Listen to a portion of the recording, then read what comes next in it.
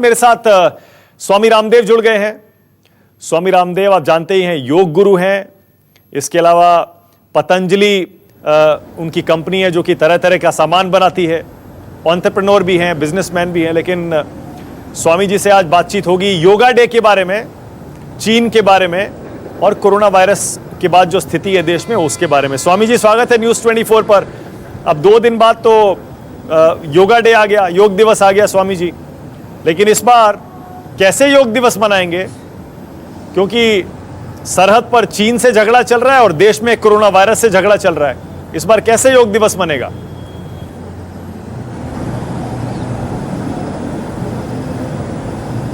मानिक भाई, पहले तो मैं बिजनेसमैन नहीं, मैं स्पिरिचुअल मैन हूँ, क्योंकि मैं कोई अर्थ के लिए काम नहीं करता, परमार्थ के लिए करता हूँ। और जहाँ तक आपने कहा कि इस बार कैसे योगा डे मनाएंगे, तो योग और युद्ध तो साथ साथ हमारे यहाँ शुरू से चलते रहे हैं। रामायण काल से लेकर के, वैदिक काल से लेकर के, महाभारत काल से लेकर के, योग की परीक्षा यही है कि युद्ध के बीच में आप योग कर सकें।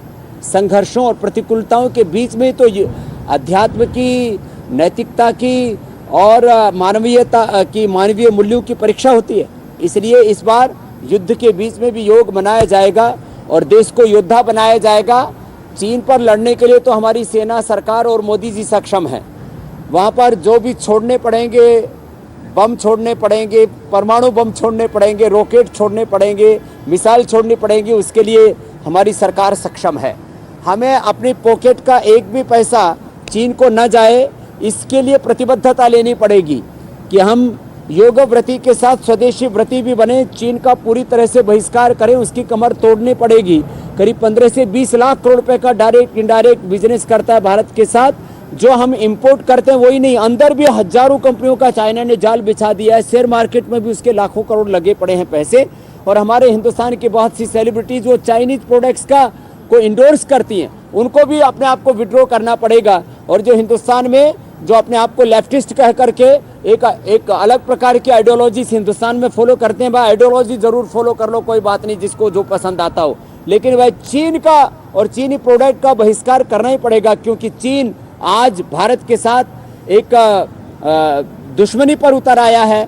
एक बहुत विश्वासघात और बहुत बड़ा धोखा उसने किया है। इसलिए सारे देश को एकजुट होकर के चीन के खिलाफ बहुत बड़ी बगावत करनी ही पड़ेगी मानिक भाई। ओके स्वामी जी, मैं आऊंगा इन सारे मुद्दों पर। बहुत सारे सवाल हैं मेरे, लेकिन सबसे पहले मैं चाहता हूं कि योग दिवस है और इस बार प्रधानमंत्री ने भी साफ साफ कहा है कि इस बार योग दिवस आप घर पे मनाइए, क्योंकि कोरोना वायरस फैलने का खतरा है अगर बाहर जाएंगे तो। इस बार वो सारे के सारे बड़े बड़े आयोजन नहीं होंगे।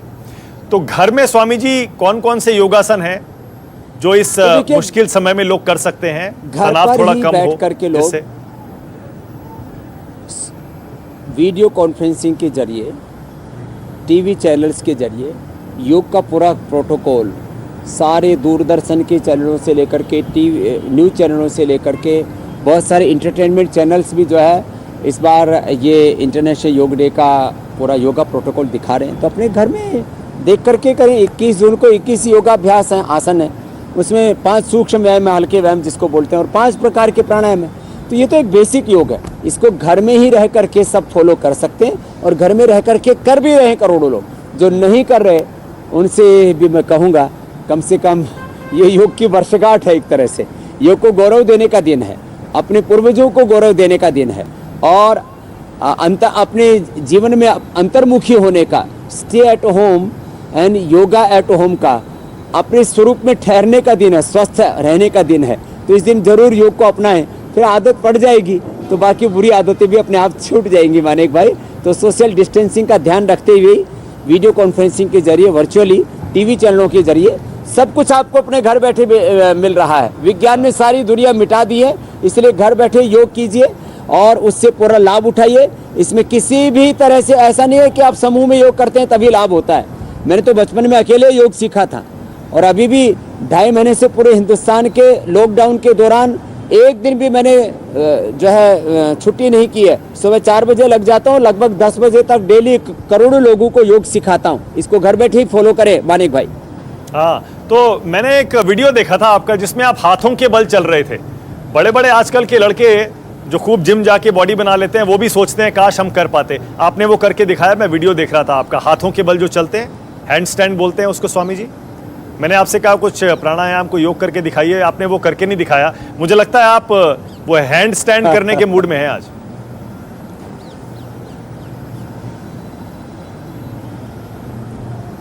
ना आज कर देंगे, अभी आप बोलो, अपना तो तैयार रहता है मामला, कभी भी करवा लो। तो हम जो है हैंड स्टैंड भी कर देते हैं, हेड स्टैंड भी कर देते हैं, और सब लोगों से कहते हैं कि देखो मैं 50 पार करके अपनी फिटनेस को मेंटेन करता हूँ, तो आप भी कर सकते हैं। अब यहाँ ये जगह थोड़ी छोटी है, तो मैं थोड़ा आपको लंबा करके दिखाता हूँ यहाँ से वहाँ तक। हाँ।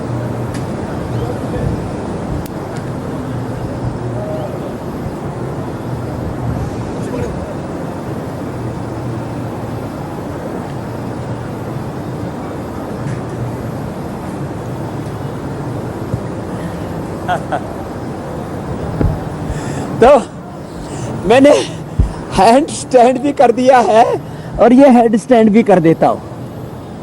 ऐसे करना चाहिए लोगों को, इससे उनकी ऊर्जा बरकरार रहेगी, 100 साल तक जवान रहेंगे, कोई बुढ़े होंगे ही नहीं।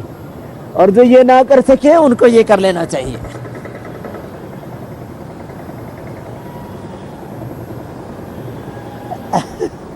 तो इतने एनर्जी लेवल, और हमेशा आपका भी बहुत अच्छा है मानिक भाई, आप भी बहुत अच्छा योगा कर लेते हैं।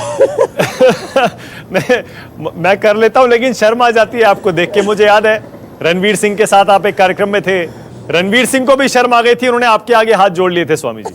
मैं भी हाथ जोड़ रहा हूं, मेरे बस का नहीं है जैसा आप कर लेते हैं। कुछ आसान भी बता दीजिए, 1-2 चीजें जो हम लोग भी कर पाए। मैं ये भी 1 मिनट में 100 बार करता हूं, जवानों को करना चाहिए ऐसे। कुछ आसान भी बताएंगे, सारे मुश्किल ही बताएंगे? नमस्कार भी करता हूं, प्राणायाम भी करता हूं।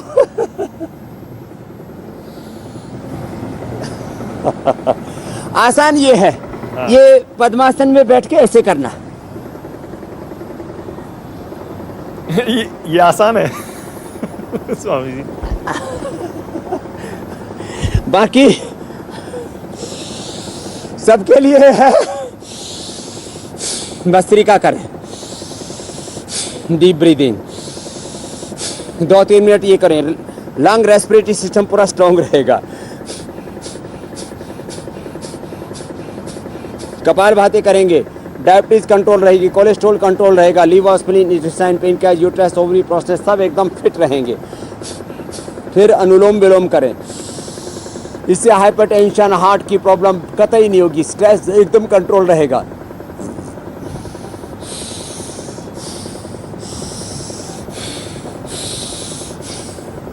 फिर भ्रामरी, ओम।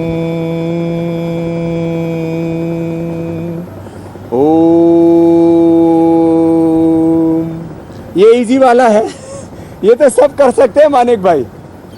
और जिनको बहुत गर्मी लगती है वो शीतकारी भी कर लिया करें, आजकल गर्मी भी बहुत बढ़ रही है। हाँ।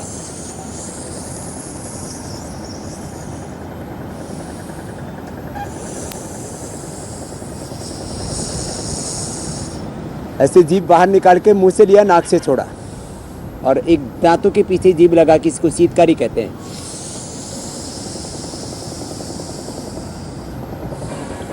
तो ये इजी वाला बता दिया है, बहुत बढ़िया। बाकी बटरफ्लाई तो कोई भी कर सकता है ना, ये कर लें, हाँ। ऐसे ऐसे ये हाथ घुमा लें।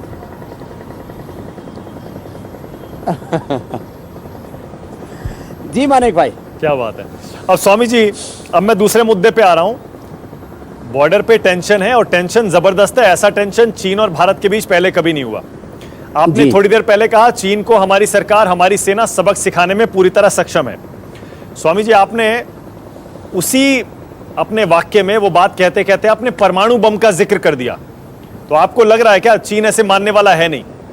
अब चाहे परमाणु युद्ध हो जाए, लेकिन अब आर पार की लड़ाई होनी चाहिए।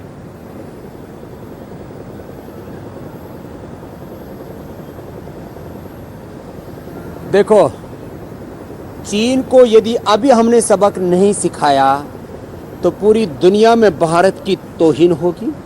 भारत एक राजनीतिक दृष्टि से, आर्थिक दृष्टि से, सैनिक दृष्टि से सक्षम देश है। भारत को एक समर्थ देश की तरह, एक वीर देश की तरह आचरण करना चाहिए और चीन को ऐसा सबक सिखाना चाहिए कि हमारे सैनिकों की शहादत की तो बात दूर छोड़ो, वो हमारी तरफ तीखी निगाहों से देख भी ना सके। इस तरह का बर्ताव अब भारत को करना चाहिए, हमारी सेना, सरकार को और मोदी जी को। पूरा देश अब बाट जो रहा है कि कब वो बड़ा और कड़ा कदम उठाएंगे, नहीं तो पूरी दुनिया भारत पर हंसेगी, हमारी तौहीन होगी। ये नहीं होने देनी हमें। बाकी देश के लोगों को चीन के आर्थिक बहिष्कार के द्वारा सबक सिखाना पड़ेगा। पूरी दुनिया में कूटनीतिक प्रयास करके पूरी दुनिया अभी, क्योंकि पूरी दुनिया में लेकिन आर्थिक बहिष्कार आप बार बार कहते हैं किया है। स्वामी जी, मैं आर्थिक बहिष्कार पर आपसे सीधा सवाल पूछना चाहता हूं। कूटनीतिक प्रयास करके पूरी दुनिया से उसको अलग अलग चीन के आर्थिक बहिष्कार पर आपने और हमने पहले भी बात की है। आप जानते हैं कैसे चीन का सस्ता सामान हिंदुस्तान के गली गली, मोहल्ले मोहल्ले, कोने कोने, एक एक दुकान पर मिलता है। अगर उसका बॉयकॉट करेंगे स्वामी जी, नुकसान तो हिंदुस्तान के आम लोगों का ही है ना। उन्हें वो सामान नहीं मिलेगा, सस्ता सामान। हिंदुस्तानी कंपनियां इस स्थिति में अभी नहीं है कि उतना सस्ता सामान दे पाए, और कच्चा माल भी हमारा चीन से आता है। हमारे बिजनेस जो बनाते हैं, मैन्युफैक्चरर हैं, उनका भी नुकसान होगा। देखो,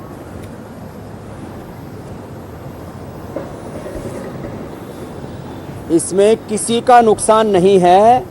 जो भी हम चीन से सामान आयात करते हैं, करीब करीब हमारे हिंदुस्तान में लोगों ने उसके विकल्प तैयार कर रखे हैं।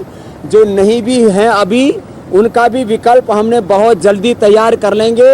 मैं आपको फिर वापस कह रहा हूँ भाई, देखो, चाहे वो इलेक्ट्रॉनिक्स हो, चाहे मोबाइल हो, चाहे ऑटोमोबाइल हो, या फर्नीचर हो, हमारे घरों की टाइल हो, चाहे मेडिसिन हो, चाहे वो मेडिकल इक्विपमेंट्स हो, सब कुछ बनाने में भारत आज सक्षम है।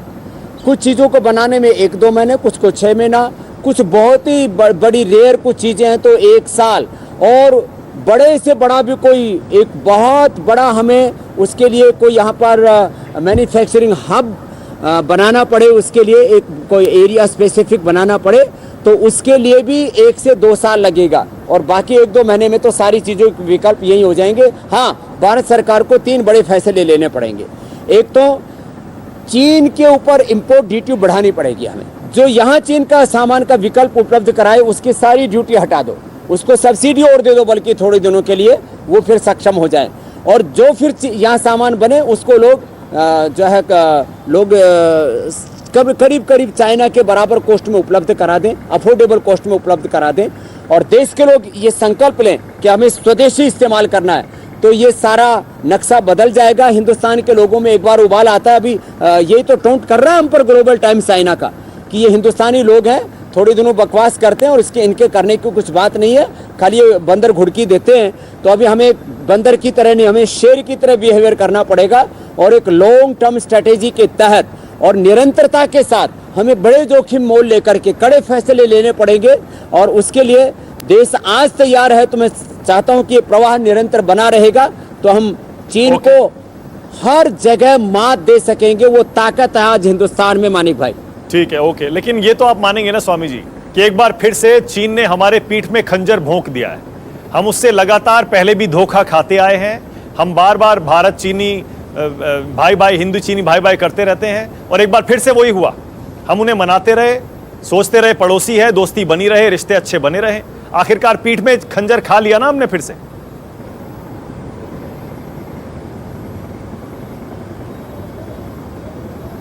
हाँ, ठीक कह रहे हो आप।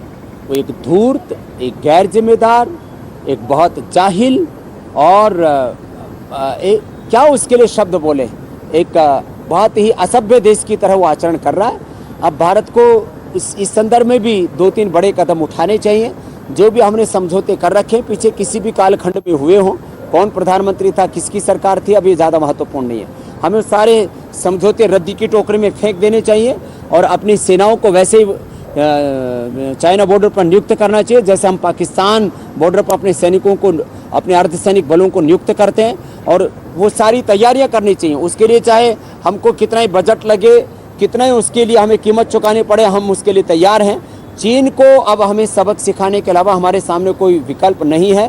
तो सारे समझौते रद्द करें जो देश हित में नहीं है, चाहे किसी सरकार ने किए हैं, और एक नई रणनीति बना करके भारत स्वामी काम जी, करे और ठीक है। अक्साई चीन से लेकर के और ये पूरा का पूरा कैलाश मानसरोवर और तिब्बत तक यहाँ पर एक कूटनैतिक तौर पर एक नई बगावत हिंदुस्तान को खड़ी करनी पड़ेगी वहाँ के लोकल लोगों के भीतर भी। ओके स्वामी जी, लेकिन मैं ये कह रहा हूँ कोरोना वायरस की वजह से आप जानते हैं हमारी अर्थव्यवस्था किस हाल में है। अब पेट्रोल डीजल आपने भी देखा होगा, पेट्रोल डीजल कितना महंगा हो गया। पिछले 10-15 दिन में ही 5-7-8 रुपए शायद उसके बढ़ गए। तो लगातार दाम बढ़ रहे हैं पेट्रोल डीजल के, आम आदमी पर उसका बोझ पड़ता जा रहा है। ऐसे में स्वामी जी अर्थव्यवस्था हमारी पहले ही आप जानते हैं जीरो से भी नीचे आ जाएगी इस साल। ऐसे में अगर हम चीनी सामान का बॉयकॉट करेंगे, सामान और महंगा होगा। आम आदमी इसके लिए तैयार दिखता है क्या आपको? और पेट्रोल डीजल पे मैं चाहूंगा आप बोलें स्वामी जी थोड़ा सा। ऐसा है, मैं आपको पहले ही कह चुका हूँ मानिक भाई, सामान महंगा नहीं होगा। अरे भाई, भारत का पैसा बल्कि भारत में रहेगा और यहाँ पर समृद्धि बढ़ेगी। कोई चीन यहाँ की गरीबी मिटाने के लिए नहीं आया, यहाँ कोई भंडारे करने नहीं आया, कोई धर्मादा करने नहीं आया हुआ है। चीन के हर सामान का विकल्प आज भी मैंने कहा हिंदुस्तान में उपलब्ध है। सरकार को कुछ नीतिगत उसमें फैसले लेने पड़ेंगे, अपने देश के लोगों को भी उसमें कुछ एग्रेसिव स्टेप्स उठाने पड़ेंगे, लोगों को गारंटी भी देनी पड़ेगी। तुम इतना उत्पाद बनाओगे तो उसकी गारंटी हम देते हैं। कुछ उसके लिए एक संघ बनाना पड़ेगा कि एक व्यक्ति नहीं तो एक समूह मिलकर के उनका उत्पाद कर सके। तो एक इसकी पूरी एक कॉर्पोरेट हमें स्ट्रेटेजी बनानी पड़ेगी। ये ऐसा कुछ नहीं है, हमें इतना डरने की कतई ज़रूरत नहीं है जितना हम लोग सोचते हैं कि चीन का हमने बहिष्कार कर दिया तो हिंदुस्तान में हाहाकार मच जाएगा। ऐसा कुछ भी नहीं है मानिक भाई। मैं अर्थव्यवस्था को भी बहुत अच्छे से समझता हूँ, जितना मैं योग शास्त्र को समझता हूँ उससे कम नहीं समझता अर्थशास्त्र को, इसलिए कोई घबराने की बात नहीं है। जहाँ तक महंगाई और तेल आदि का आपने प्रश्न उठाया, सरकार को जरूर इसके ऊपर सोचना चाहिए। इस समय लोगों की वैसे ही कमर टूटी पड़ी है, जितना हो सके डीजल पेट्रोल आदि सस्ता उपलब्ध कराना चाहिए लोगों को। आखिरी सवाल स्वामी जी आपसे, अब कोरोना वायरस की स्थिति आप देश में देख ही रहे हैं। जो सबसे ज़्यादा प्रभावित 10 देशों की लिस्ट है, हम उसमें चौथे नंबर पर आ चुके हैं और धीरे धीरे ऊपर ही बढ़ रहे हैं। आपको लगता है लॉकडाउन में जितना फ़ायदा हमें हुआ था वो सब बेकार होता जा रहा है? क्योंकि अब दिल्ली देख लीजिए, मुंबई देख लीजिए, बाकी जगह देख लीजिए, हमारे लगातार केस बढ़ रहे हैं, मौतें बढ़ रही हैं, वैक्सीन दवा का दूर दूर तक कोई नामो निशान है नहीं। ऐसे में लॉकडाउन का फ़ायदा अब बेकार हो रहा है स्वामी।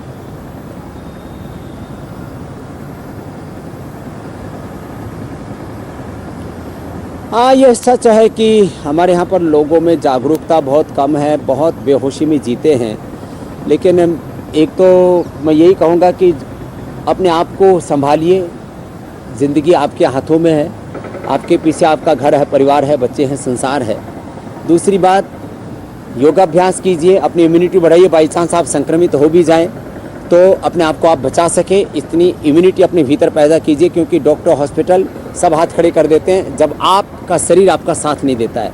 और तीसरी बात, इसके लिए भी हमने श्वासारी से लेकर के कोरोलोन तक की कोरोनिल ये दवाइयाँ हमने तैयार कर दी हैं। बहुत जल्दी ही कोशिश होगी हमारी, लगभग 2 सप्ताह के भीतर भीतर देशवासियों को ये उपलब्ध हो जाए, क्योंकि उसका 100% रिकवरी रेट है, 0% डेथ रेट है। तो यह भी एक बड़ा कंट्रीब्यूशन पतंजलि का पूरी दुनिया के इस कोरोना के संकट काल में रहेगा। और इस दिशा में भी हम आपसे बहुत जल्दी दोबारा बात करेंगे। ठीक है, बहुत बहुत धन्यवाद स्वामी रामदेव न्यूज़ 24 से बातचीत करने के लिए। चाहे वो योग दिवस हो, चाहे वो चीन के साथ भारत के रिश्ते हों, चाहे चीनी सामान का बॉयकॉट हो, कोरोना वायरस हो, दवा हो, स्वामी जी ऑलराउंडर हैं, हर मुद्दे पर बोलते हैं और जानकारी और अनुभव के हिसाब से बोलते हैं। बहुत बहुत शुक्रिया स्वामी रामदेव। नमस्कार, मैं हूं मानक गुप्ता। अगर आपको हमारा ये वीडियो पसंद आया हो तो इसे लाइक और शेयर जरूर करें, और हाँ, हमें सब्सक्राइब और फॉलो करना ना भूलें, ताकि आप देश और दुनिया की कोई खबर मिस ना करें। तो जुड़े रहिए हमारे साथ और देखते रहिए न्यूज़ 24।